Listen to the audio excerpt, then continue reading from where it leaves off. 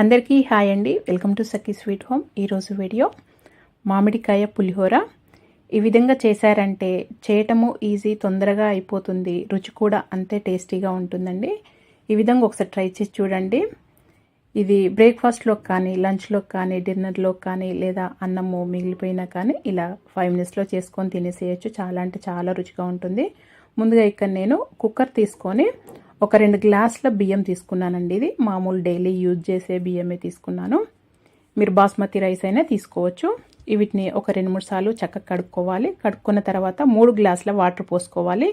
ఇది కుక్కర్లో కాబట్టి 3 గ్లాసులే వేసుకోవాలండి. మామూలుగా గిన్నెలో వండుకుంటే మాత్రం 4 గ్లాసెస్ వేసుకోవాలి.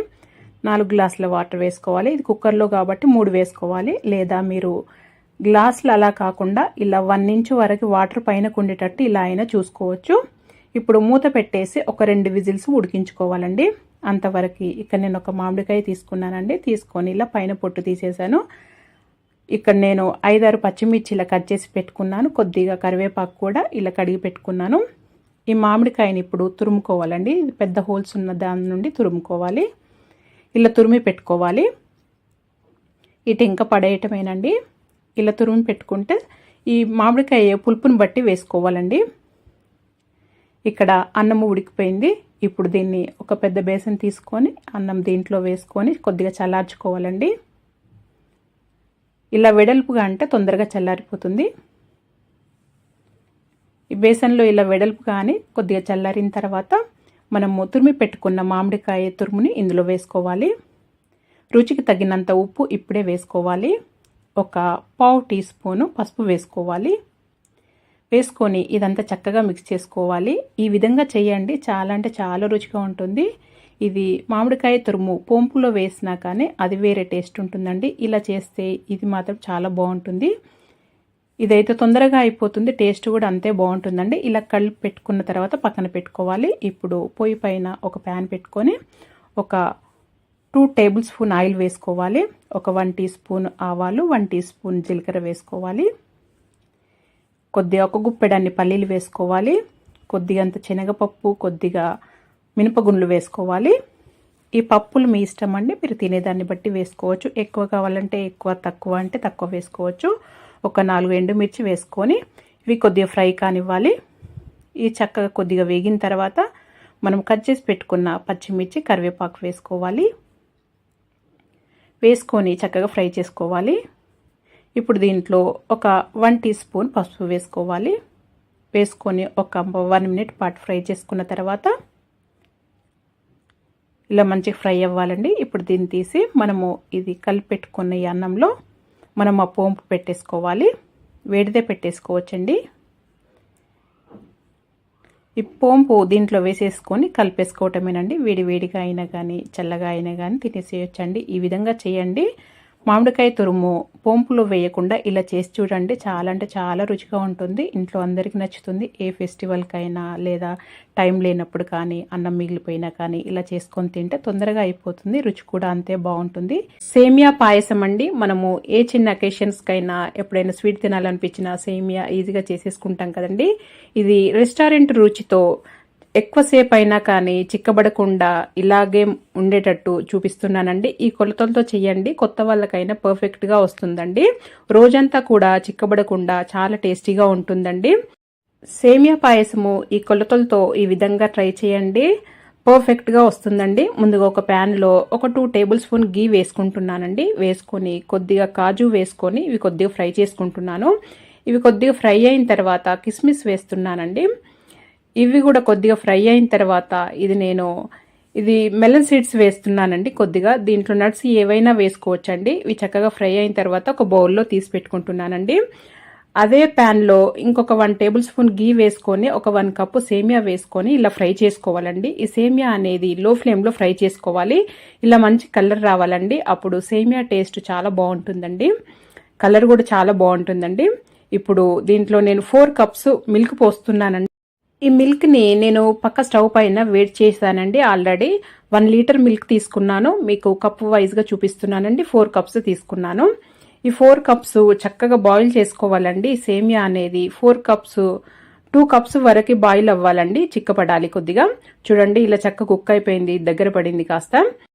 మిల్క్ పోసాక మనం 4 కప్స్ వేసినవి 2 కప్స్ అయ్యే వరకు బాయిల్ చేసుకోవాలండి. అప్పుడు సేమియా టేస్ట్ చాలా బాగుంటుందండి. ఇది మిల్క్ పౌడర్ అండి, ఇది ఆప్షనల్. 2 టేబుల్ స్పూన్ వేయటం వల్ల బయట తినే రెస్టారెంట్ టేస్ట్ వస్తుందండి.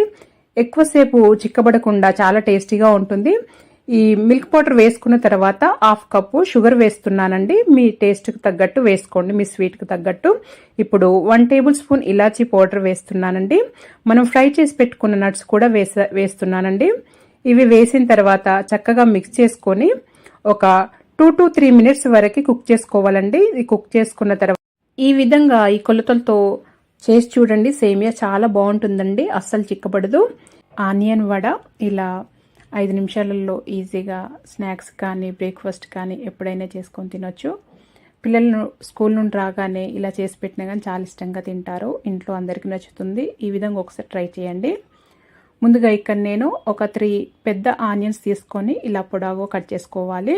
ఈ ఆనియన్ వడకి ఇలాగే కట్ చేసుకోవాలి ఈ పీసెస్. ఇప్పుడు దీంట్లో కొద్దిగా ఫ్రెష్ కరివేపాకు ఇలా చిన్నగా తురుముకొని వేసుకోవాలి. ఒక 3 పచ్చిమిర్చి ఇలా చిన్నగా కట్ చేసి వేస్తున్నాను. మీరు అల్లం ముక్కలైనా వేసుకోవచ్చు. నేనైతే జింజర్ గార్లిక్ పేస్ట్ ఒక 1/2 టేబుల్ స్పూన్ వేసాను.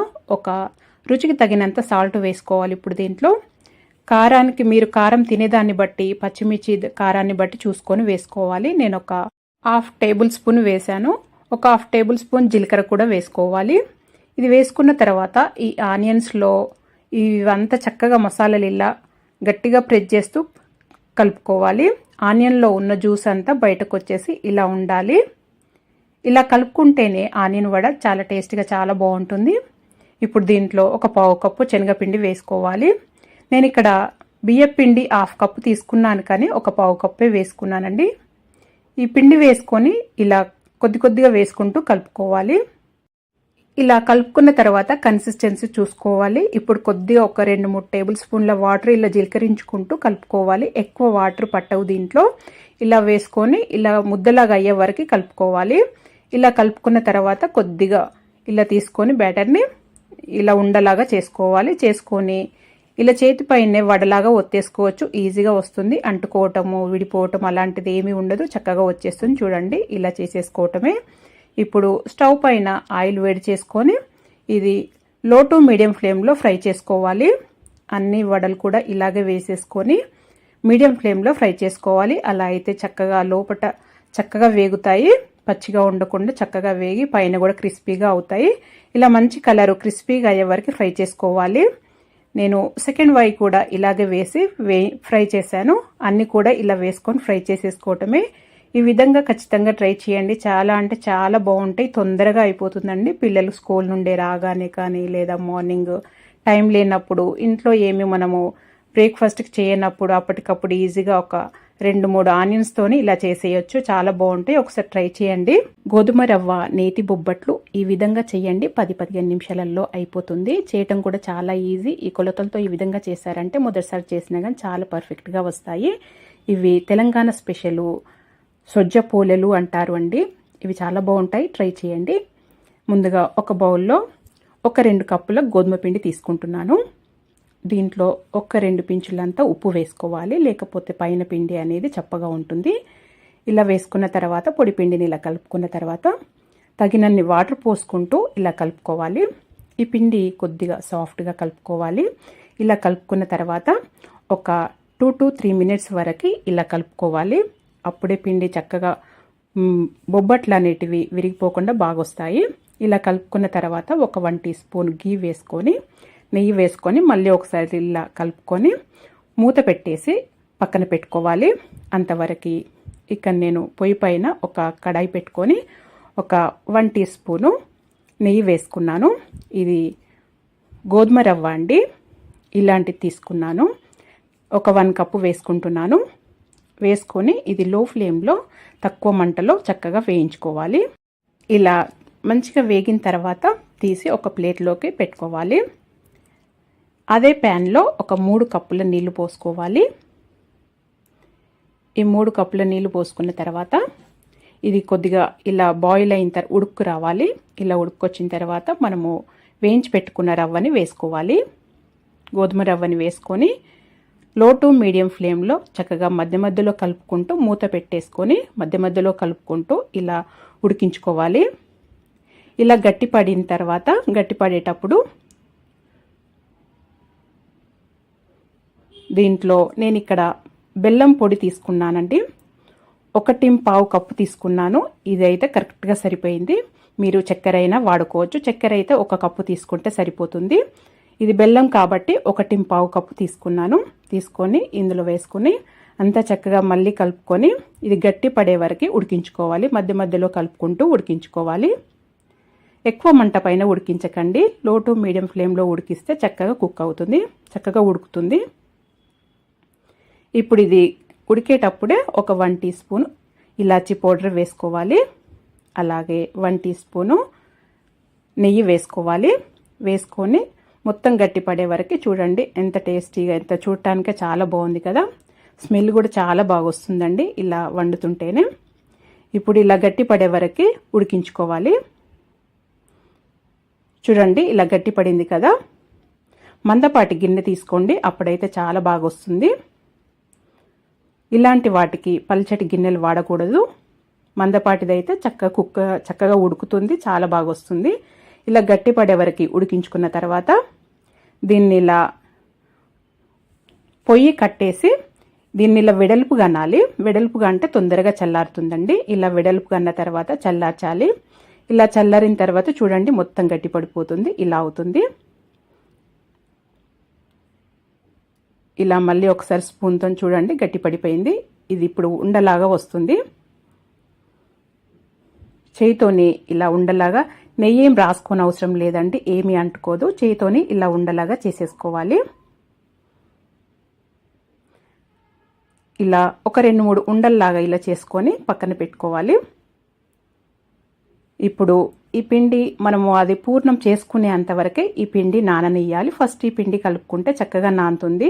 అప్పటికప్పుడు పిండి ఇలా కలిపి చేసామంటే విరిగిపోతాయండి. అలా కాకుండా ఇలా నానబెడితే ఒక 1/2 అవర్ అయినా పిండి నానితే చాలా బాగా వస్తాయి, సాగుతాయి, చాలా బాగా వస్తుంది. గోధుమ పిండితోనైనా కానీ మైదా వాడకండి, గోధుమ పిండి అయితేనే బెస్ట్. మీరు మైదా అయినా వాడుకోవచ్చు. ఇప్పుడు కొద్దిగా పొడి పిండి వేసుకొని చిన్న చపాతీలాగా ఇలా ఒత్తుకోవచ్చు. ఇలా ఒత్తుకొని మనం ఈ పూర్ణాన్ని, గోధుమ రవ్వ పూర్ణాన్ని, ఈ సొజ్జని ఇందులో పెట్టుకోవాలి. పైన ఎక్సెస్ ఈ పిండి అంతా తీసేసుకోవాలి. ఇప్పుడు పొడి పిండి వేసుకొని ఈ చపాతీ కర్రతోని ఇలా ఫస్ట్ ఇలా చేయితోటే చేయాలండి. డైరెక్ట్ చపాతీ కర్రతో రోల్ చేస్తే పగిలిపోయే ఛాన్స్ ఉంటుంది. ఇలా ఫస్ట్ చేయితోనన్న తర్వాత ఈ చపాతీ కర్రతోని పెద్దగా బొబ్బట్లు ఒత్తుకోవటమే. అలా కాకుండా ఇంకొక విధంగా చూపిస్తున్నాను చూడండి. ఇలా ఈ పిండి ముద్దను తీసుకొని చేయితోనే ఇలా పెద్దగా చపాతీలో కొద్దిగా అనుకొని చిన్నగా దీంట్లో లోపల పూర్ణం పెట్టుకొని నేను చూపిస్తున్న విధంగా చేయండి. అప్పుడు చాలా బాగా వస్తుంది. అసలు పూర్ణం బయటకు రావటం అలా ఏమి ఉండదు. చూడండి అంతా క్లోజ్ చేసేసి ఇప్పుడు పొడిపిండి వేసుకొని ఇలా మళ్ళీ చేయితోనే ఒత్తుకోవాలండి. ఎప్పుడు ఇలా చపాతీ కర్రతో చేసేటప్పుడు ఎప్పుడు ముందుగా లోపల పూర్ణం పెట్టినప్పుడు ఇలా ఫస్ట్ చేయితోనే ఒత్తుకోవచ్చు. మొత్తం ఈ బొబ్బట్టుని ఇలా చేయితోనే ఒత్తేయొచ్చండి. ఏం పగిలిపోకుండా చాలా బాగా వస్తుంది. ఈ విధంగా అయినా చేయొచ్చు. కానీ మీకు ఇలా చేయితో చేయటం కష్టం అనుకుంటే ఈ చపాతీ కర్రతోని మెల్లగా సైడ్ నుండి ఒత్తాలండి. చూడండి ఈ విధంగా చేసుకోవాలి. ఇప్పుడు తీసి దీన్ని కాల్చుకోవటమే. పొయ్యి పైన పెనం వేడి చేసుకొని మీడియం ఫ్లేమ్లో కాల్చుకోండి. చక్కగా కాలుతుంది. 2 వైపులా తిప్పుతూ కాల్చుకోవాలి. పైన గీ వేసుకొని కాల్చుకోవటమే. అన్ని బొబ్బట్లు కూడా ఈ విధంగానే చేసుకొని కాల్చుకోవటమే. ఈ విధంగా ఖచ్చితంగా ట్రై చేయండి. ఈ కొలతలతో కొత్తగా చేసే వాళ్ళకు కూడా పర్ఫెక్ట్గా వస్తుందండి. చేయితోనైనా చేసేసుకోవచ్చు, అంత చక్కగా వస్తాయి. టేస్ట్ కూడా చాలా అంటే చాలా బాగుంటాయి. ఖచ్చితంగా ట్రై చేయండి. ఎక్కువ టైం లేకుండా, పప్పు ఉడికించకుండా 10-15 నిమిషాలలో ఈజీగా చేసేయచ్చు. అప్పటికప్పుడు రుచి కూడా అంతే బాగుంటుంది. హెల్దీ కూడా కదండి. కంపల్సరీ ట్రై చేయండి. మరి మీరు కూడా ఈ విధంగా ట్రై చేసి మీకు ఎలా వచ్చిందో నాకు తెలియచేయండి. మీకు కనుక ఈ వీడియో నచ్చినట్టయితే లైక్ చేయండి, షేర్ చేయండి, సబ్స్క్రైబ్ చేసుకోండి. Thank you for watching.